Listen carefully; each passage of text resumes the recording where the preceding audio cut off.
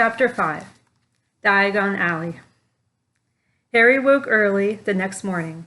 Although he could tell it was daylight, he kept his eyes shut tight.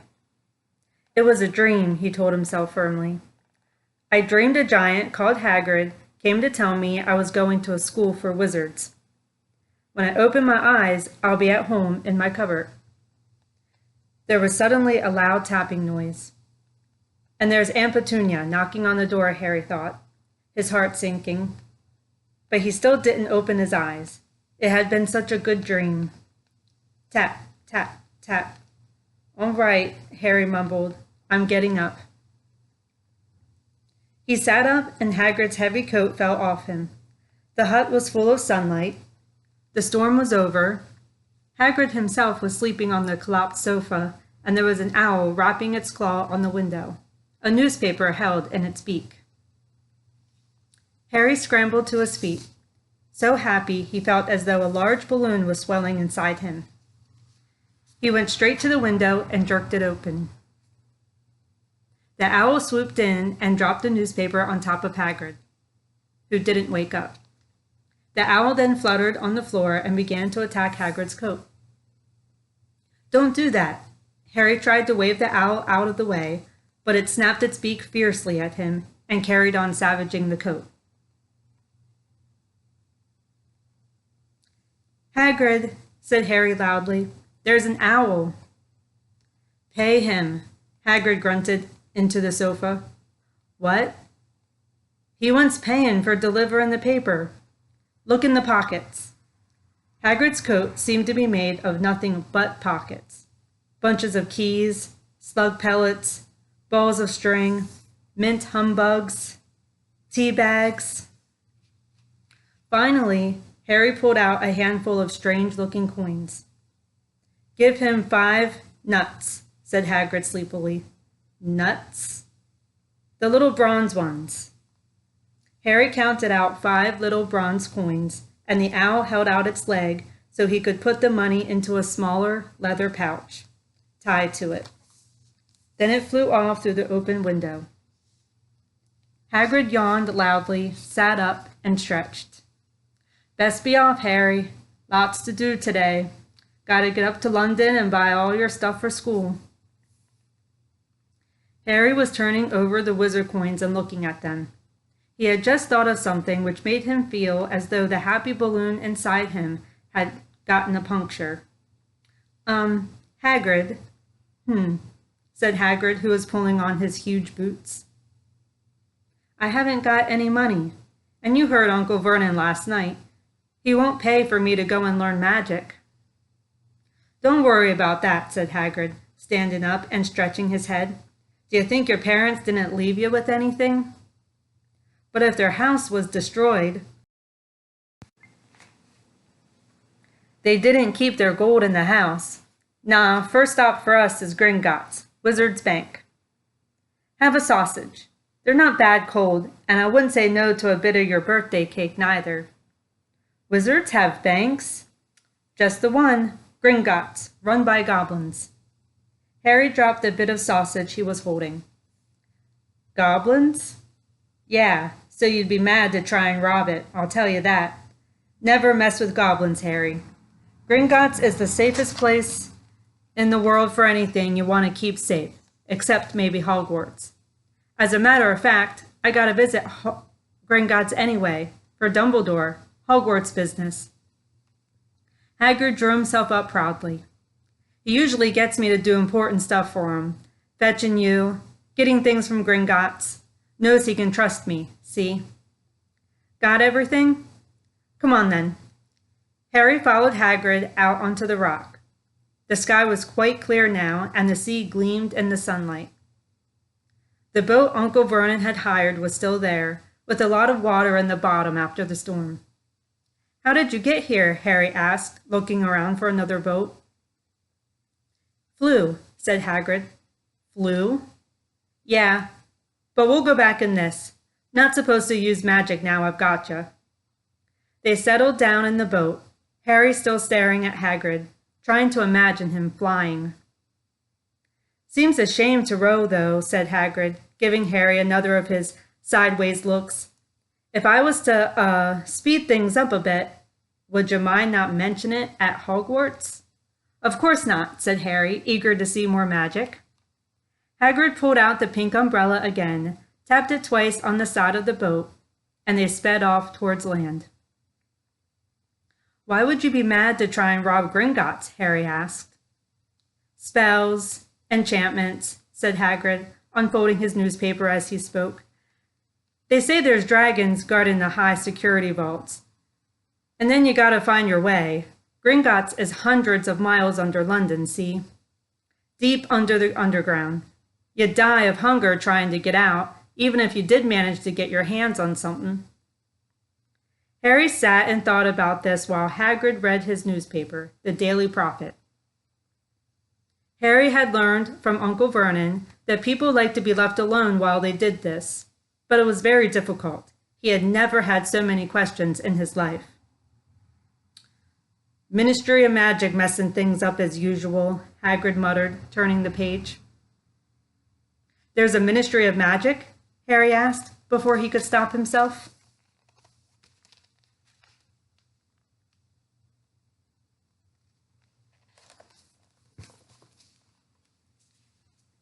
Course, said Hagrid. They wanted Dumbledore for minister, of course, but he'd never leave Hogwarts. So old Cornelius Fudge got the job. Bungler if ever there was one. So he pelts Dumbledore with owls every morning, asking for advice. But what does a Ministry of Magic do? Well, their main job is to keep it from the Muggles, that there are still witches and wizards up and down the country. Why? Why? Blimey, Harry, everyone be wanting magic solutions to their problems. Nah, we're best left alone. At this moment, the boat bumped gently into the harbor wall. Hagrid folded up his newspaper and they clambered up the stone steps onto the street. Passers-by stared a lot at Hagrid as they walked through the little town to the station. Harry couldn't blame them. Not only was Hagrid twice as tall as anyone else, he kept pointing at perfectly ordinary things like parking meters and saying loudly, "See that, Harry? Things these Muggles dream up, eh?" Hagrid, said Harry, panting a bit as he ran to keep up. Did you say there are dragons at Gringotts? Well, so they say, said Hagrid. Crikey, I'd like a dragon. You'd like one? Wanted one ever since I was a kid. Here we go. They had reached the station. There was a train to London in 5 minutes' time. Hagrid, who didn't understand Muggle money, as he called it, gave the notes to Harry so he could buy their tickets. People stared more than ever on the train. Hagrid took up 2 seats and sat knitting what looked like a canary yellow circus tent.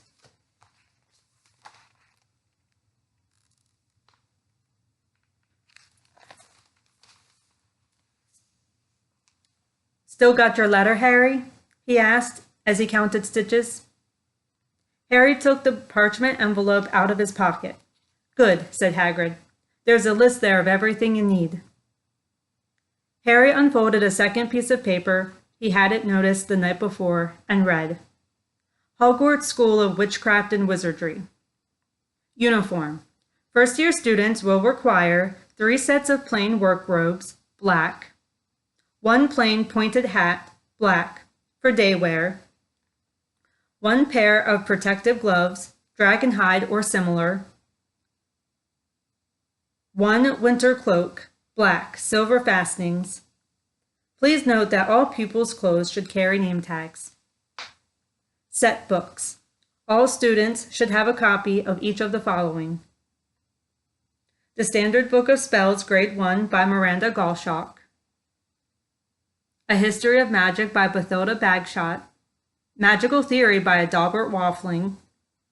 A Beginner's Guide to Transfiguration by Emmerich Switch. 1000 Magical Herbs and Fungi by Phillida Spore. Magical Drafts and Potions by Arsenius Jigger. Fantastic Beasts and Where to Find Them by Newt Scamander. The Dark Forces, A Guide to Self-Protection by Quentin Trimble. Other equipment: 1 wand, 1 cauldron, pewter, standard size 2, 1 set glass crystal phials, 1 telescope, 1 set brass scales. Students may also bring an owl or a cat or a toad. Parents are reminded that first years are not allowed their own broomsticks. Can we buy all this in London? Harry wondered aloud. If you know where to go, said Hagrid. Harry had never been to London before. Although Hagrid seemed to know where he was going, he was obviously not used to getting there in an ordinary way. He got stuck in the ticket barrier on the underground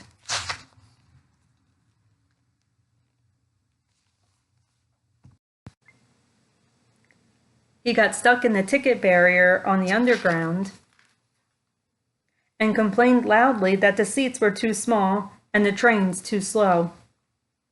I don't know how the Muggles manage without magic, he said, as they climbed a broken-down escalator which led up to a bustling road lined with shops. Hagrid was so huge that he parted the crowd easily. All Harry had to do was keep close behind him. They passed bookshops and music stores, hamburger bars and cinemas, but nowhere that looked as if it could sell you a magic wand. This was just an ordinary street full of ordinary people. Could there really be piles of wizard gold buried miles beneath them? Were there really shops that sold spell books and broomsticks? Might this not all be some huge joke that the Dursleys had cooked up? If Harry hadn't known that the Dursleys had no sense of humor, he might have thought so. Yet somehow, even though everything Hagrid had told him so far was unbelievable, Harry couldn't help trusting him.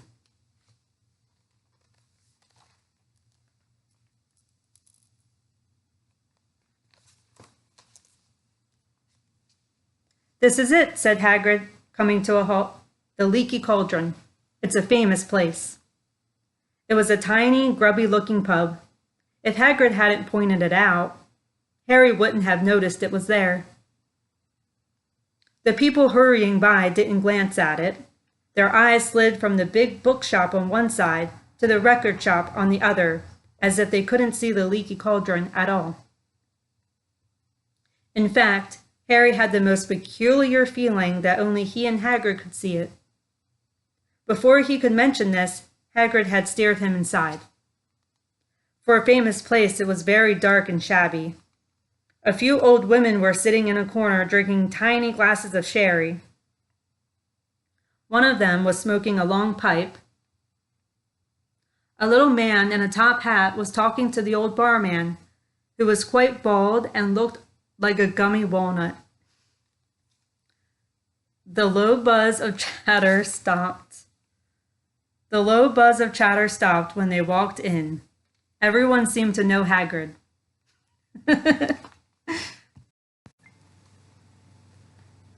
They waved and smiled at him, and the barman reached for a glass, saying, "The usual, Hagrid?" "Can't, Tom. I'm on Hogwarts business," said Hagrid, clapping his great hand on Harry's shoulder and making Harry's knees buckle. "Good Lord," said the barman, peering at Harry. Can this be?" The Leaky Cauldron had suddenly gone completely still and silent. "Bless my soul," whispered the old barman. "Harry Potter, what an honor." He hurried out from behind the bar, rushed towards Harry and seized his hand, tears in his eyes. "Welcome back, Mr. Potter, welcome back." Harry didn't know what to say.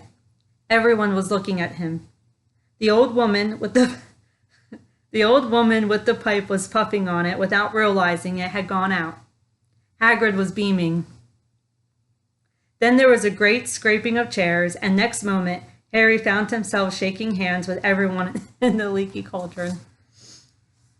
"Doris Crockford, Mr. Potter, can't believe I'm meeting you at last." "So proud, Mr. Potter. I'm just so proud." "Always wanted to shake your hand. I'm all of a flutter." Delighted, Mr. Potter. Just can't tell you. Diggle's the name. Daedalus Diggle. I've seen you before, said Harry, as Daedalus Diggle's top hat fell off in his excitement. You bowed to me once in a shop. He remembers, cried Daedalus Diggle, looking around at everyone.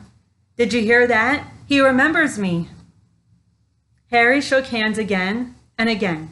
Doris Crockford kept coming back for more. A pale young man made his way forward, very nervously. One of his eyes was twitching. Professor Quirrell, said Hagrid. Harry, Professor Quirrell will be one of your teachers at Hogwarts. Potter, stammered Professor Quirrell, grasping Harry's hand. Can't tell you how pleased I am to meet you. What sort of magic do you teach, Professor Quirrell? Defense against the dark arts, muttered Professor Quirrell, as though he'd rather not think about it.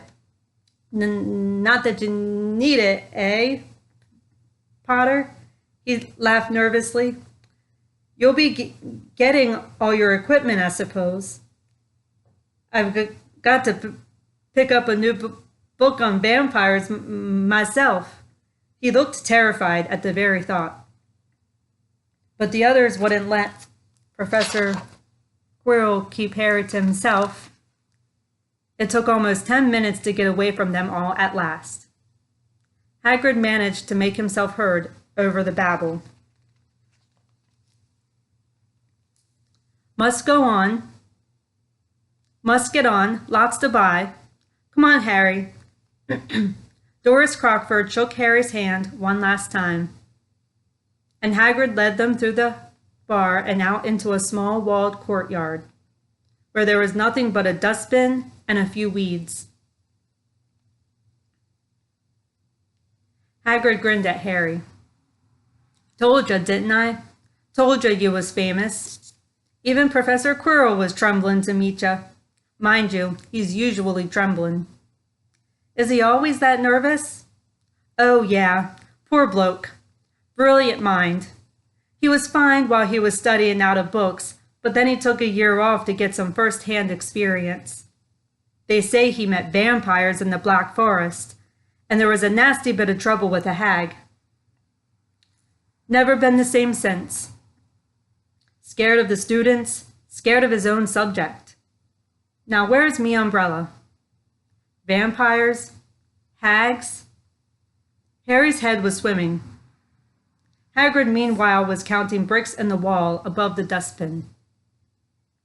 3 up, 2 across, he muttered. Right. Stand back, Harry. He tapped the wall 3 times with the point of his umbrella. The brick he had touched quivered. It wiggled in the middle. The brick he had touched quivered. It wiggled. In the middle, a small hole appeared.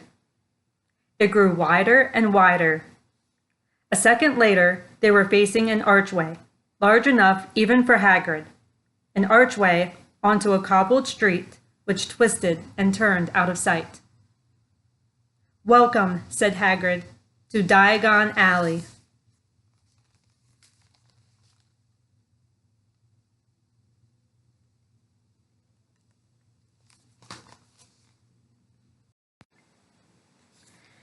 He grinned at Harry's amazement. They stepped through the archway. Harry looked quickly over his shoulder and saw the archway shrink instantly back into solid wall. The sun shone brightly on a stack of cauldrons outside the nearest shop. Cauldrons, all sizes: copper, brass, pewter, silver, self-stirring, collapsible, said a sign hanging over them. Yeah, you'll be needing one, said Hagrid, but you gotta get your money first. Harry wished he had about 8 more eyes. He turned his head in every direction as they walked up the street, trying to look at everything at once. The shops, the things outside them, the people doing their shopping. A plump woman outside an apothecary's was shaking her head outside as they passed, saying, "Dragon liver, 16 sickles an ounce. They're mad." A low, soft hooting came from a dark shop with a sign saying Ilops Owl Emporium, Tawny, Screech, Barn, Brown, and Snowy. Several boys of about Harry's age had their noses pressed against a window with broomsticks in it. "Look," Harry heard one of them say, "the new Nimbus 2000, fastest ever." There were shops selling robes, shops selling telescopes and strange silver instruments Harry had never seen before, windows stacked with barrels of bats' spleens and eels' eyes, tottering piles of spell books, quills, and rolls of parchment, potion bottles, globes of the moon. "Gringotts," said Hagrid. They had reached a snowy white building which towered over the other little shops. Standing beside its burnished bronze doors, wearing a uniform of scarlet and gold was... "Yeah, that's a goblin," said Hagrid quietly, as they walked up the white stone steps towards him. The goblin was about a head shorter than Harry. He had a swarthy, clever face, a pointed beard, and, Harry noticed, very long fingers and feet. He bowed as they walked inside. Now they were facing a second pair of doors, silver this time, with words graved upon them. "Enter, stranger, but take heed of what awaits the sin of greed. For those who take, but do not earn, must pay most dearly in their turn. So if you seek, beneath our floors, a treasure that was never yours, thief, you have been warned, beware of finding more than treasure there." "Like I said, you'd be mad to try and rob it," said Hagrid. A pair of goblins bowed them through the silver doors, and they were in a vast marble hall. About 100 more goblins were sitting on high stools behind a long counter, scribbling in large ledgers, weighing coins on brass scales, examining precious stones through eyeglasses. There were too many doors to count leading off the hall, and yet more goblins were showing people in and out of these. Hagrid and Harry made for the counter. "Mornin'," said Hagrid to a free goblin. "We've come to take some money out of Mr. Harry Potter's safe." "You have his key, sir?" "Got it here somewhere," said Hagrid, and he started emptying his pockets onto the counter, scattering a handful of moldy dog biscuits over the goblin's book of numbers. The goblin wrinkled his nose. Harry watched the goblin on their right, weighing a pile of rubies as big as glowing coals. "Got it," said Hagrid at last, holding up a tiny golden key. The goblin looked at it closely. "That seems to be in order." "And I've also got a letter from Professor Dumbledore," said Hagrid importantly, throwing out his chest. "It's about the you-know-what in Vault 713. The goblin read the letter carefully. "Very well," he said, handing it back to Hagrid. "I will have someone take you down to both vaults. Griphook?" Griphook was yet another goblin. Once Hagrid had crammed all the dog biscuits back inside his pockets, he and Harry followed Griphook towards one of the doors leading off the hall. "What's the you-know-what in Vault 713? Harry asked. "Can't tell you that," said Hagrid mysteriously. "Very secret. Hogwarts business. Dumbledore's trusted me. More of me job's worth to tell you that." Griphook held the door open for them. Harry, who had expected more marble, was surprised.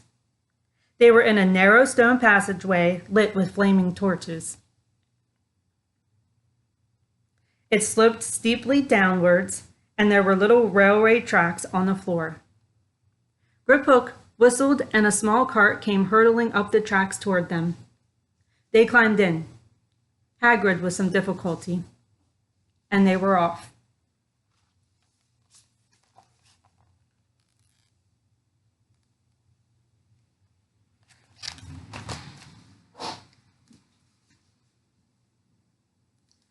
At first, they just hurtled through a maze of twisting passages. Harry tried to remember left, right, left, middle, fork, right, left. But it was impossible. The rattling cart seemed to know its own way because Griphook wasn't steering. Harry's eyes stung as the cold air rushed past them, but he kept them wide open. Once he thought he saw a burst of fire at the end of a passage and twisted around to see if it was a dragon. But too late. They plunged even deeper, passing an underground lake where huge stalactites and stalagmites grew from the ceiling and floor. "I never know," Harry called to Hagrid over the noise of the cart. "What's the difference between a stalagmite and a stalactite?" "Stalagmite's got an M in it," said Hagrid. "And don't ask me questions just now. I think I'm gonna be sick." He did look very green, and when the cart stopped at last, beside a small door in the passage wall, Hagrid got out and had to lean against the wall to stop his knees trembling. Griphook unlocked the door. A lot of green smoke came billowing out. Griphook unlocked the door. A lot of green smoke came billowing out, and as it cleared, Harry gasped. Inside were mounds of gold coins, columns of silver, and heaps of little bronze nuts. "All yours," smiled Hagrid. "All Harry's." It was incredible. The Dursleys couldn't have known about this, or they'd have had it from him faster than blinking. How often had they complained how much Harry cost them to keep? And all the time there had been a small fortune belonging to him buried deep under London. Hagrid helped Harry pile some of it into a bag. "The gold ones are galleons," he explained. 17 silver sickles to a galleon, and 21 nuts to a sickle. "It's easy enough." "Right. That should be enough for a couple of terms. We'll keep the rest safe for you." He turned to Griphook. "Vault 713 now, please. And can we go more slowly?" "One speed only," said Griphook.